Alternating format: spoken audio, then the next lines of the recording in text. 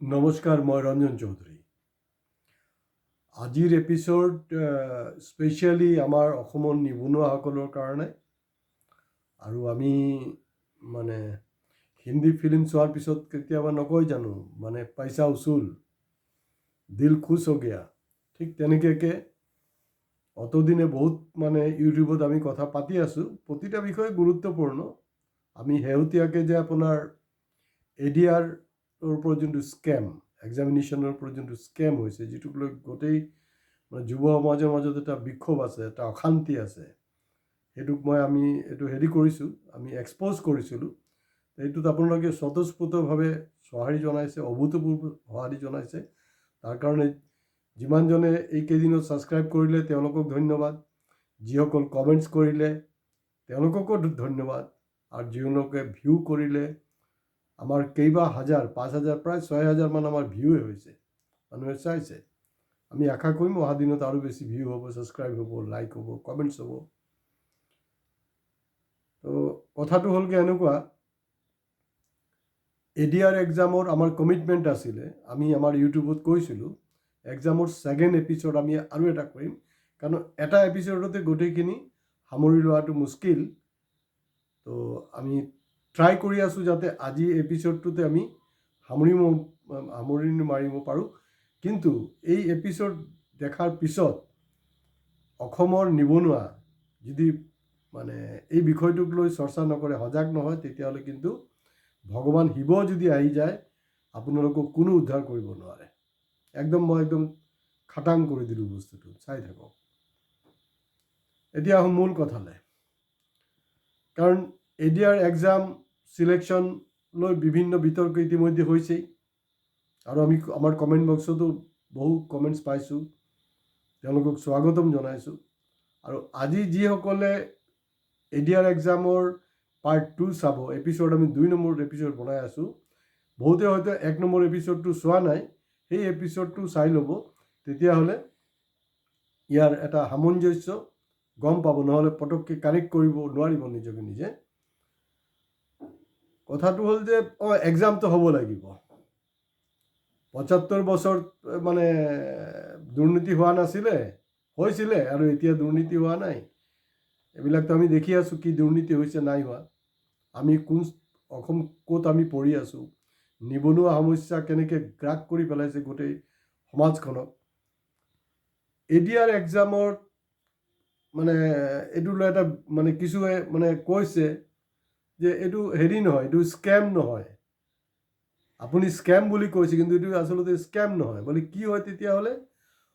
বলে না, এইটো জালুকবাৰীৰ ৰিজাৰ্ভেশ্যন ছিষ্টেম। অৰ্থাৎ আমি যোনটো আগত এটা ইংগিত দিছিলোঁ, তাৰে প্ৰতিফলন, আৰু মানে ক'ৰবাত না ক'ৰবাত পৰা সেইটো নিয়ন্ত্ৰণ হৈ আছে। নাম্বাৰ 1। নাম্বাৰ 2, এক্সাম লৈছে ঠিকেই আছে, কিন্তু তাৰ প্ৰস্তুতিৰ কাৰণে, কি আমাৰ যোনটো মানে শিক্ষাৰ যোনটো পৰিৱেশ, স্কুল কলেজ সেইবিলাকত কি আমাক আপডেট কৰে নেকি? নে সেইটো কাৰণে আমি আকৌ সুকীয়াকৈ এটা প্ৰগ্ৰাম কৰিব লাগিব। স্কিল ডেভেলপমেণ্টৰ নামত এই সৰ্বানন্দ সোণোৱালৰ সময়ৰ পৰা বহুত শ্লোগান শুনিছোঁ। স্কিল ডেভেলপমেণ্টত অসম ক'ত পৰি আছে আপোনালোকে নিজে কওক, আমি ক'ব লগা নাই। এক্সাম লৈছে সৰু সৰু ল'ৰা ছোৱালীক চাকৰি দিব, কাৰণ পূৰা যাচাই কৰি ল'ব খুজিছে তো, একদম ভালকৈ চাকি কিনি ওলাব বিচাৰিছে, ভাল কথা। কিন্তু আপোনালোক যেতিয়া ইলেকশ্যনৰ ফিল্ডত যায়, তেতিয়াতো যি খুচি তাকে কয়, যি খুচি তাকে আপোনালোকে প্ৰতিশ্ৰুতি দিয়ে, পিছততো বাবাজী কা ঠল্লু একোডাল নকৰে। তো তাৰতো কোনো নহয়, তাৰতো কোনো টেষ্ট নহয়, জিকি গ'ল, বাছ হৈ গ'ল, দুনিয়া ভাল মে যাও। এতিয়া আমাৰ কথাটো হ'ল, যোনটো যুৱ সমাজত চৰ্চা হৈ আছে, ADR নহয়, ADR এক্সাম বুলি নহয়, তেওঁলোকেতো ঠিক আছে, এইটো যেনেকৈ কয় ভুল প্ৰতিশ্ৰুতি, মিছা প্ৰতিশ্ৰুতি দি যেনে তেনে বৈতৰণি পাৰ হৈ গ'ল, গাদীত বৈ গৈছে। এতিয়া আমাৰ ডক্টৰ হিমন্ত বিশ্ব শৰ্মা, তেওঁ কিন্তু ডক্টৰেট উপাধি দেই। ডক্টৰ ৰণোজ পেগু, হয়তোবা আৰু কিছু আমাৰ MLA বা মিনিষ্টাৰৰ আগতো হয়তো ডক্টৰ লিখা আছে, ভাল কথা। তাৰমানে আমাৰ উচ্চ শিক্ষিত, মানে আমাৰ সব মিনিষ্টাৰ MLA বিলাক ঠিকেই আছে, কিন্তু আমাৰ টিমে এটা কথা আপোনালোকক ক'ব বিচাৰিছে, ADR এক্সাম লৈছে, ঠিক যেনেকৈ কাট অফ মাৰ্ক দিছে নহয়, তেনেকৈ আপোনালোককো কাট অফ মাৰ্ক দিয়া হ'ব, আপোনালোকৰো এটা এক্সাম হ'ব, আপোনালোকৰ এটা এক্সাম হ'ব। আৰু মানে কোনো টেনশ্যন ল'বলৈ একো নাই, আপুনি সেইটো নাভাবিব যে আপোনাৰ এই সূৰ্যত কি হৈছে, চান্দত কি হৈছে, একো প্ৰশ্ন সোধা নহ'ব। MLA বিলাকক মই আগতে টিপছ দি দিছোঁ, কিছুমানতো আজিকালি দেখিছোঁ ADRৰ মানে গাইডেন্সৰ নামতো বহুত হেৰি কৰি আছে। তো মই আপোনালোকক আগতীয়াকৈ এটা হিংস দি দিছোঁ যে কোনো এই সূৰ্য বা কি বুলি কয় চাঁদ, অমুক, মংগল গ্ৰহ এইবিলাকক আমি প্ৰশ্ন নুসুধিম। MLA কাৰণৰ কাৰণে কুৱেশ্যন থাকিব যে আপুনি যোনটো সমষ্টিৰ পৰা আহিছে নহয় তাৰ ওপৰত বেছ কৰি কুৱেশ্যন থাকিব। লওক, এডভান্স অফাৰ দি দিছোঁ। যিবিলাক মিনিষ্টাৰবিলাকৰ ওপৰত আমাৰ যোনটো এক্সামৰ যোনটো কুৱেশ্যনাৰিজ হ'ব, এইটো হ'ব আপোনাৰ মিনিষ্ট্ৰি ৰিলেটেড, আৰু cut off mark same to same থাকিব। হয়, যদি আপোনালোকে বিচাৰে আমি লাগিলে আৰু 5-10 মাৰ্ক কাট অফ মাৰ্কটো আৰু লাগিলে কমাই দিবলৈ সাজু আছোঁ, কিন্তু আপোনালোকে উত্তীৰ্ণ হ'ব লাগিব। যদি উত্তীৰ্ণ হ'ব নোৱাৰে, তেতিয়াহ'লে এই ধৰণৰ ADR এক্সাম লৈ মানুহক বুৰ্বক বনাৰ কোনো ধৰণৰ যুক্তি নাই। সেইটোত উত্তীৰ্ণ যিবিলাকে হ'ব নোৱাৰিব, তেওঁলোক পদত্যাগ কৰিব লাগিব, তাত আকৌ ৰি-ইলেকশ্যন হ'ব লাগিব। এইটো আমাৰ যুৱ সমাজে বিচাৰি আছে। আমাৰ যোনটো আনএমপ্লয়মেণ্ট প্ৰব্লেমটো কি হৈছে? আনএমপ্লয়মেণ্ট প্ৰব্লেমৰ পৰা যেতিয়া আমাৰ মাইণ্ডটো বেলেগ ফালে গুচি যায়, হিন্দু মুছলমানৰ পলিটিক্স হৈ আছে। এতিয়া দেখিছোঁ 6 জনগোষ্ঠী জনজাতিকৰণৰ কাৰণে আন্দোলন হৈছে। তো আপোনাৰ জনজাতিকৰণ কৰিনো কি হ'ব? আপোনাৰ হাততো চাকৰিয়ে নাই। আৰু যোনটো ৰিজাৰ্ভেশ্যনৰ প্ৰশ্ন, ৰিজাৰ্ভেশ্যন অকল চৰকাৰী চাকৰিতে, প্ৰাইভেটত নাই। কিন্তু আপুনি আদানী, আম্বানী, টাটা, বিৰলা, ৰিলায়েন্সত যাওক, পাত্তাই নাপায়, আপোনাক উলিয়াই দিব, চিধা উলিয়াই দিব। আৰু যিকেইটা অলৰেডি প্ৰতিষ্ঠান আমাৰ এই কৰ্পৰেটে দখল কৰিছে অসমৰ, এই আমাৰ গুৱাহাটী এয়াৰপৰ্টে হওক বা যি হওক, এই আন্দোলনকাৰীবিলাক তাত গৈ কওকচোন বাৰু, আমাক ইমান % ৰিজাৰ্ভেশ্যন দিব লাগিব, তলুৱাক, পাত্তাই নিদিয়ে, চিধা গুলিয়াই দিব। একো কৰিব নোৱাৰে আপোনালোকে। একদম মানে চিধি কথা কৈ আছোঁ মই আপোনালোকক। তো তেওঁলোকৰ এটা টেষ্ট হ'ব, আৰু আমিও চাম যে তেওঁলোকক কিমান বিধায়ক আৰু মন্ত্ৰীয়ে এই কাট অফ মাৰ্ক পাবলৈ সক্ষম হয়। 2 নম্বৰ কথাটো হ'ল, আমি অকল চৰকাৰক সমালোচনা কৰাটোৱে মানে আমাৰ মেইন উদ্দেশ্য নহয়। এতিয়া আমাৰ লিডাৰ অফ অপজিশ্যন, কংগ্ৰেছৰ নেতা আপোনাৰ দেৱব্ৰত শইকীয়া ডাঙৰীয়া, তেখেতে সেই বিষয়টো ওলোৱা নাই কেলে? আমি কিন্তু লাষ্ট এপিছডতো আমি সকীয়াই দিছিলোঁ যে আপোনালোকে কিন্তু মাতক, আপোনালোকে মাত নামাতিলে অকল হিমন্ত বিশ্ব শৰ্মাকে আমি গালি পাৰিম, বিজেপিক গালি পাৰিম, তেনেকৈ কোনো কথা নাই। আপোনালোকৰ যোনটো কাৰবাৰ, সেইটো কিন্তু অসমৰ নিবনুৱা যুৱক যুৱতীয়ে কিন্তু ভাল পোৱা নাই, তেওঁলোকক কিন্তু মন কৰি আছে।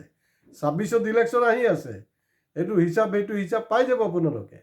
হয়, আপোনালোকে নিজৰ পাৰ্টিক বঢ়াব লাগে, জিকাব লাগে, সেইটো যি খুচি কৰক, কিন্তু অসমৰ ৰাইজৰ বিশেষকৈ নিবনুৱাৰ সংস্থাপনৰ ক্ষেত্ৰত আপোনালোকে যদি বিধানসভাৰ মজিয়াত ষ্ট্ৰংলি কথা বতৰাবিলাক নাপাতে, সমস্যাবিলাক লৈ, আপোনালোকক কিন্তু আমাৰ অসমৰ নিবনুৱাই কিন্তু কেতিয়াও মাফ নকৰে। অসমত প্ৰায় 20-ৰ পৰা 25 লাখ অফিচিয়েলি আৰু নন অফিচিয়েলি মিলাই কিন্তু আমাৰ ইয়াত নিবনুৱা আছে। আমাৰ বিপ্লৱী অখিল গগৈ ডাঙৰীয়া, তেওঁ দেখোন বহুত বিষয়ত ফালি আছে। এই বিষয়টো কেলে ফালা নাই? অখিল গগৈ ডাঙৰীয়া, আপুনি কি হেৰিক চিনি নাপায় নেকি? এই আমাৰ প্ৰাঞ্জল মৰাণৰ হেৰিৰ স্ত্ৰীক আপুনি চিনি নাপায় নেকি? উৰ্বশী মৰাণক। উৰ্বশী মৰাণ কথা বতৰাটো স্পষ্ট ওলাই আহিছে। আৰু এতিয়া এনেকুৱা যেন লাগি আছে, অকল বিজেপি নহয়, বাকী যিকেইটা ৰাজনৈতিক দল আছে, সব MLA, অৰ্থাৎ 126জন MLAৰে প্ৰত্যেকৰে কিবা না কিবা এটা কোটা আছে, কোটা ছিষ্টেম আছে। হয়, কোনোবাই হয়তো অলপ আৱেগিকভাৱে মোক কৈছে যে না এইটো Jalukbari reservation system. Jalukbari reservation system নহয়, এই ৰিজাৰ্ভেশ্যনটো চাগে আপোনাৰ কংগ্ৰেছৰ ক্ষেত্ৰতো আছে, এই CPMৰ ক্ষেত্ৰতো আছে, আৰু অখিল গগৈৰ ফালেও আছে। কাৰণ কোনো এটা পাৰ্টীয়েতো তাত বিধানসভাৰ মজিয়াত এই বিষয়টো উত্থাপিত কৰা নাই। আৰু তেওঁলোকে এতিয়া যোনটো ফাইনেল টেষ্টৰ ৰেচিঅ' যোনটো দিছে 1:2:1 ফৰ ফিটনেছৰ কাৰণে দিছে। তো আমাৰ এডিআৰ ষ্টুডেণ্ট মানে কেণ্ডিডেটখিনি দাবী কৰিছে যে এইটো 1:3 কৰা হওক। 1:3টো এটা ৰিজনেবল ছিষ্টেমত আছে। অলপতে আপোনালোকে চাব, কাৰণ এইবিলাক হ'লগৈ চব আমাৰ এডিআৰ স্কেম। আমি যেতিয়া হেৰি কৰিলোঁ মানে খোলাচা কৰি দিলোঁ, খোলাচা কৰাৰ পিছতে কিন্তু অসমৰ নিবনুৱা যুৱক যুৱতীয়ে কিন্তু আমাৰ ইউটিউব চেনেলখন ফ'ল' কৰি আছে। ৰিচেণ্টলি যে আপোনাৰ পুলিচৰ কনষ্টেবল পোষ্টৰ কাৰণে তাত দেখা গৈছে 1:3 কৰিছে। তাত তেওঁলোকে দাবী কৰিছে, তেওঁলোকে বিক্ষোভ প্ৰদৰ্শন কৰি আছে যে 1:5 হ'ব লাগে। ঠিক আছে, এইটো মুখ্যমন্ত্ৰী ডাঙৰীয়া কি হিচাপ কৰে এইটো তেওঁলোকৰ কথা। কিন্তু এডিআৰ এক্সামত এপিয়াৰ হোৱা যিবিলাকে মানে খুব কম মাৰ্জিনত আপোনাৰ উত্তীৰ্ণ হ'ব পৰা নাই দেখা গৈছে, তো তেওঁলোকৰ ক্ষেত্ৰত সেইটো 1:3 কৰা হওক, তেওঁলোকক এটা সুযোগ দিয়া হওক। যোনটো স্কিলৰ যোনটো কথা আহিছে ইয়াত, সেইটো টেষ্ট এটা হওক, তেতিয়া বহুত বস্তু হ'ব। আৰু এই যে গোটেই কুৱেশ্যন পেপাৰ্ছ বা তাত যে হেৰি আপোনাৰ, কাৰণ বহু ষ্টুডেণ্টছে মানে কেণ্ডিডেটে ক্লেইম কৰি আছে যে তেওঁলোকে তাতকৈ বেছি নম্বৰ পাব লাগিছিলে। আৰু কিছুমানে আকৌ খাই বৈ কাম নাই, সেই গদি মিডিয়াৰ মানুহ হয়, তেওঁলোকক ইথিকিং কৰি আছে, উৎসাহ দিয়াটো দূৰৰ কথা, ইথিকিং কৰি আছে। তো এইটোৰ এটা ফৰেনচিক টেষ্ট হোৱাটো খুব জৰুৰী হয়। কাৰণ আপোনালোকে এই গৌৰৱ গগৈৰ পত্নীৰ পাকিস্তানৰ লগত সম্পৰ্ক আছে কি আছে নাই, সেইটো কাৰণে আপোনালোকে অসম পুলিচক গৈ একদম দিল্লীত বাহৰ পাতিছে। তো এইটো আমাৰ মতেতো এটা wastage of money. Amit Shah কিহৰ কাৰণে আছে, হোম মিনিষ্ট্ৰী কিহৰ কাৰণে আছে, তাত কৰা হৈছে। তো অসম পুলিচ আছে, অসমৰ বিভিন্ন বিভাগ আছে, বিভাগে এই বস্তুটো টেষ্ট এটা কৰক, সেই বস্তু টেষ্ট কৰক। আৰু অসম মোটামুটি এনেকুৱা এটা পৰ্যায় আছে, শ্ৰীলংকাৰ নিচিনা হৈ গৈছে। ভাৰতটো হৈছে, অসমৰ কথা মই কৈ দিছোঁ আপোনাক, ৰিচেণ্ট তথ্য মতে প্ৰতিদিনে 90 কোটিৰ ওপৰত নাকি বিধানসভাত আলোচনা হৈছে, 90 কোটিৰ ওপৰত ঋণ ল'ব লগা হৈছে। গতিকে আমি মুখ্যমন্ত্ৰীক আহ্বান কৰিম যে আপুনি গোটেই বস্তুটো চালি জাৰি চাওক, কেনেকৈ কি কৰা যায়। আৰু অসমৰ যে নিবনুৱা 20-25 লাখ যে নিবনুৱা আছে, তেওঁলোকক খালি মোৰ এটাই অনুৰোধ, আপোনালোক এই বিষয়টো লৈ ৰাজপথলৈ ওলাই আহক। কোনোবাই নাভাবিব, কোনোবাই নক'ব যে মই আপোনালোকক উচাতাই আছোঁ, কাৰণ ইয়াৰ কোনো বিকল্প নাই। যোৱা বছৰ দেখিছে আপোনাৰ বাংলাদেশত কি হ'ল, ষ্টুডেণ্টছৰ ইউথছৰ মুভমেণ্ট হ'ল, কেলে এই জব ছিকিউৰিটি, জব কোটাৰ কথা আছিলে। শ্ৰীলংকাত কি হৈছে, এটা সময়ত গৈ শ্ৰীলংকাৰ পাৰ্লামেণ্ট মানে ঘেৰাও কৰিলে, আসনৰ গাদীৰ পৰা পেলাই দিলে। এতিয়া আকৌ বোলে বেলেগ বামপন্থী আহিছে, এইটো বেলেগ কথা। যেতিয়ালৈকে আমাৰ যুৱ সমাজ যদি ওলাই নাহে, এইটো লৈ ফাইট নকৰে, কোনো উপায় নাই। হয়, এই আন্দোলনত কিন্তু আপোনালোকৰ সুযোগ ল'ব বিচাৰিব আছুৰ নিচিনা কিছু তথাকথিত দল সংগঠন, সেইবিলাকৰ চক্কৰত নাযাব। যিমান এডিআৰত এপিয়াৰ হোৱা বা আপোনাৰ এই ৰিচেণ্টলি যি হেৰিৰ হ'ল কনষ্টেবল পোষ্টৰ যিমান তেনেকৈ বঞ্চিত প্ৰাৰ্থী আছে, আপোনালোকে ইউনাইটেড হওক, ইউনাইটেড হৈ ৰাজপথলৈ আহক, এইটো প্ৰতিবাদ সাব্যস্ত কৰক। আৰু কোনো পধ্যেই আছু বা এই তথাকথিত দল সংগঠনক ইয়াত সোমাব নিদিব। সোমাব দিলে কি হ'ব জানেনে, যেনেকৈ কা আন্দোলনত আমি ছাকচেছ পাই আছিলোঁ, cotton college, Guwahati cotton college বিশ্ববিদ্যালয়ৰ পৰা স্বতঃস্ফূৰ্তভাৱে তাৰ পৰা ছাত্ৰ ছাত্ৰীসকল কোনো ডাইৰেকশ্যন তেওঁলোকে নিজাববীয়াকৈ ওলাইছিলে ৰাজপথলৈ। কিন্তু সেই অভিযান কিন্তু দিছপুৰ গৈ নাপালে, কাৰণ সেইটো আছুৰ চক্ৰান্তত মাজপথতে যোনটো ৰাজপথৰ আন্দোলনত কিন্তু আপোনাৰ খেতিত লৈ গৈ আন্দোলন ষ্টাৰ্ট কৰিলে, কবিতা ক'লে, কিবা কিবি কৈ গোটেই আন্দোলনটোক ডাইলুট কৰি পেলালে। গতিকে এটা জাষ্ট মই দিদাহে দিছোঁ আপোনালোকক, সেইটোক লৈ আগবাঢ়ক। ইয়াৰ বাহিৰে কোনো উপায় নাই, চাকৰি আৰু পাবলৈ নাই।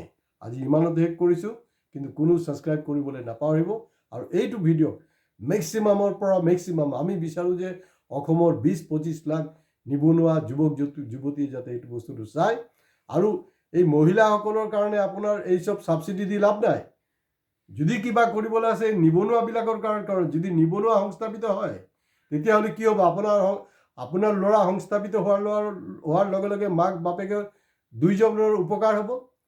আৰু কাৰোবাৰ স্বামী যদি এপইণ্টমেণ্টটো পায়, তেতিয়াহ'লে এই মহিলাগৰাকীৰ উপকৃত হ'ব। গতিকে তেওঁলোকৰ কোনো ধৰণৰ ছাবচিডিৰ দৰকাৰ নাই। আজি ইমানতে শেষ কৰিছোঁ। প্লিজ ছাবস্ক্ৰাইব কৰিব আৰু শ্বেয়াৰ কৰিব, কমেণ্টছ নিশ্চয় কৰিব। নমস্কাৰ।